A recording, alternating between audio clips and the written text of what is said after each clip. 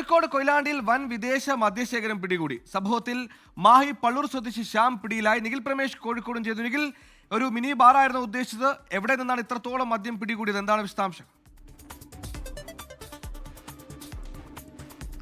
സുഹൈൽ, ഇന്ന് രാവിലെയാണ് ഈ സംഭവം.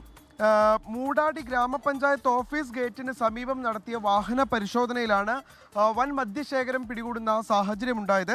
ഈ കൊയിലാണ്ടിയിൽ നിന്നുള്ള എക്സൈസ് സംഘമാണ് ഈ പരിശോധനകൾ നടത്തിയത്. 130 ലിറ്റർ മദ്യവും അതോടൊപ്പം തന്നെ ഈ കാറുമാണ്, ഇത് കടത്താൻ ഉപയോഗിച്ചിരുന്ന കാറുമാണ് ഇപ്പോൾ എക്സൈസ് പിടികൂടിയിട്ടുള്ളത്. ഈ സംഭവവുമായി ബന്ധപ്പെട്ട് എക്സൈസ് റേഞ്ച് ഓഫീസിലെ അസിസ്റ്റന്റ് എക്സൈസ് ഇൻസ്പെക്ടർ പ്രവീൺ ഐസോക്കും പാർട്ടിയും നടത്തിയ പരിശോധനയിലാണ് ഇത് കണ്ടെത്തിയത്. ഇത് ആർക്ക് വേണ്ടി കൊണ്ടുവന്നതാണ് തുടങ്ങിയ കാര്യങ്ങളൊക്കെ എക്സൈസ് സംഘം ഇപ്പോൾ അന്വേഷിച്ച് പോരുകയാണ്. നേരത്തെ തന്നെ വ്യാപകമായി ഈ മാഹി വഴി ഇത്തരത്തിൽ മദ്യക്കടത്ത് നടക്കുന്നു എന്നുള്ള വിവരങ്ങൾ എക്സൈസ് സംഘത്തിനുണ്ടായിരുന്നു. ഇതിന്റെ പശ്ചാത്തലത്തിൽ അവർ പരിശോധനകൾ കർശനമാക്കിയിരുന്നു.